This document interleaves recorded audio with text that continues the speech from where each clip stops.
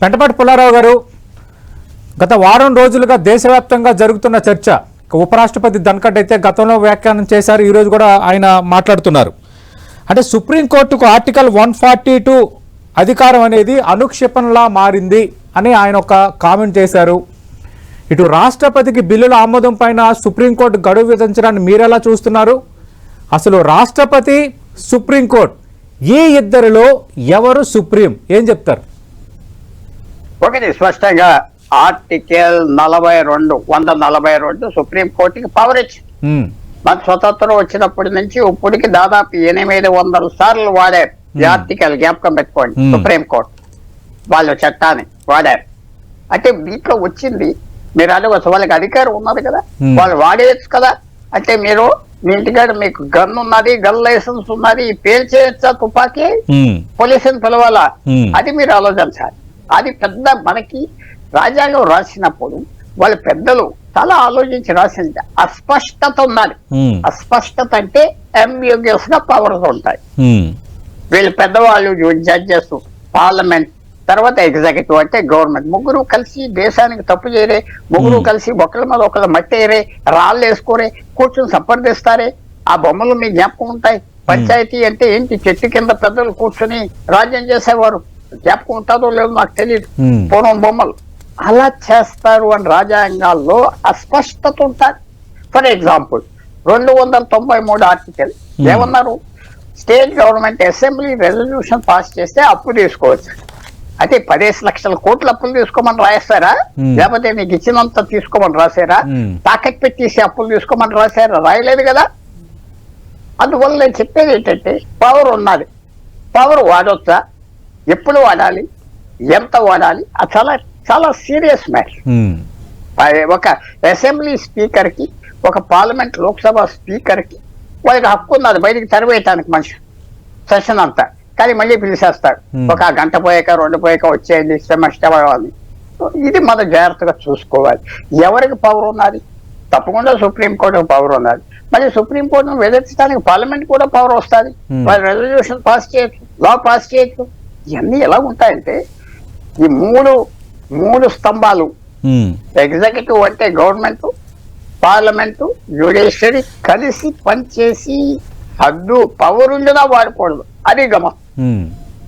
మీకు police station ఎస్హెచ్ఓకి firing చేస్తూ law and order పేరిపోతుంది, మనుషులు చేసిన, కానీ అది వాడకూడదు. చాలా క్లుప్తంగా వాడాలి అని చాలా మంది ఆలోచిస్తారు. లేకపోతే తగు వస్తాయి. తగు ఎలా తీసుకొచ్చారు? ధన్ఖడ్ ఏం తక్కువ కాదు.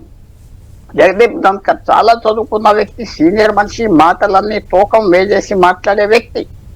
ప్రతి మాట మాట్లాడండి ఆశ్చర్యపోతా ఉంటారు జనం. ఇంత చదువు, పెద్ద హార్వర్డ్, పెద్ద పెద్ద కాలేజీలు వెళ్ళకుండా చక్కగా లాయర్ గా ఎంత గమనించాడు. ఆయన చెప్పిన దాంట్లో కూడా చాలా చాలా ఎక్కువ బలం ఉన్నాయి. కానీ మనం వీళ్ళు తప్పు చేశారు, వాళ్ళు తప్పు చేశారు అనకూడదు. కానీ ఇది ఒక కొత్త లైన్ మాత్రం దేశానికి, ఒక కొత్త బాధ, ఒక కొత్త వరి మాత్రం వచ్చింది. కొత్త వరి వచ్చింది. ఎందుకంటే ఇది ఎంతవరకు వెళ్ళాలి, ప్రెసిడెంట్ కూడా డైరెక్షన్స్ ఇవ్వచ్చా? తర్వాత చిన్న విషయం సతీష్ గారు, దీంట్లో గమ్మత్ ఏమిటి, అసలు ప్రెసిడెంట్ పార్టీ కాదు ఈ కేసుకి. పార్టీ అయినా ఉండి ప్రెసిడెంట్ తరఫున మాట్లాడాలి లాయర్, అటార్నీ జనరల్. అసలు మాట్లాడలేదు. నువ్వు ఎందుకు ఆలస్యం చేస్తున్నావు అని అడగాలి కదా. అడగకుండా ఆర్డర్ తెచ్చేసారు. తప్పకుండా రివ్యూకి వెళ్ళినప్పుడు, కాన్స్టిట్యూషనల్ బెంచ్కి వెళ్ళినప్పుడు ఇది కొట్టేస్తారు నేను అనుకుంటున్నా. ఎందుకంటే వాళ్ళు లాయర్ లేరు. మీరు కోర్టులో వెళ్ళినప్పుడు మీ మీద ఆర్డర్ తెచ్చారు. అది మాత్రం పొరపాటు జరిగింది అని నేను అనుకుంటున్నా. ఏదైనా చాలా టెన్షన్ మాత్రం దేశానికి వచ్చింది.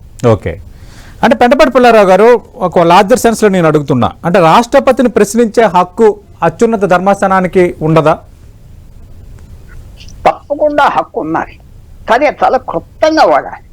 తర్వాత ఇందాకేం చూసాం, నేను చెప్పింది ఆమె కేసులో పార్టీ కాదు, ఆమె లాయర్ లేదే ఎక్కడ. అవును, ఆమె అభిప్రాయం ఏంటో కనుక్కోవచ్చు కదా. ఆమె ఏంటి మీ అభిప్రాయం, ఆలస్యాలు ఎందుకు చేస్తున్నారు, పద్ధత, లేకపోతే మీకు పౌరం చేస్తున్నారా, ఇది చేయొచ్చా, మీ కథ ఏంటి అడగలేదే, లేదే ఎక్కడ. సో మనం ఈవేళ హక్కు ఉన్నదా లేదా మనకి ఎలా తెలుస్తుంది? ఆ లాయర్ వచ్చి మాట్లాడితే తెలుస్తుంది. ఆ లాయర్ వచ్చి మాట్లాడి, రాష్ట్రపతి లాయర్ వచ్చి మాట్లాడి, మా హక్కులన్నీ ఇలా ఉన్నాయి, మా ఇష్టం వచ్చినంత టైం తీసుకుంటాం, ఒక్కోసారి నిర్ణయం తీసుకోపోవటమే నిర్ణయం. మీకు అది తెలుసు కదా థియరీ ప్రభుత్వాల్లో, నిర్ణయం తీసుకోపోవటమే నిర్ణయం. అవును, అది కూడా చాలా ముఖ్యమైనది, చాలా ముఖ్యమైనది. No decision is a decision. నిర్ణయం నేను తీసుకోలేదు, మీరు వచ్చి ఏదో అడిగారు చేయమన్నారు, ఇంకో వ్యక్తి చేయొద్దన్నారు, నేను నిర్ణయం తీసుకోపోవటం అది కూడా నిర్ణయమే కదా. డెసిషన్ తీసుకోవడం అనేది ఇట్ సెల్ఫ్ ఏ డెసిషన్.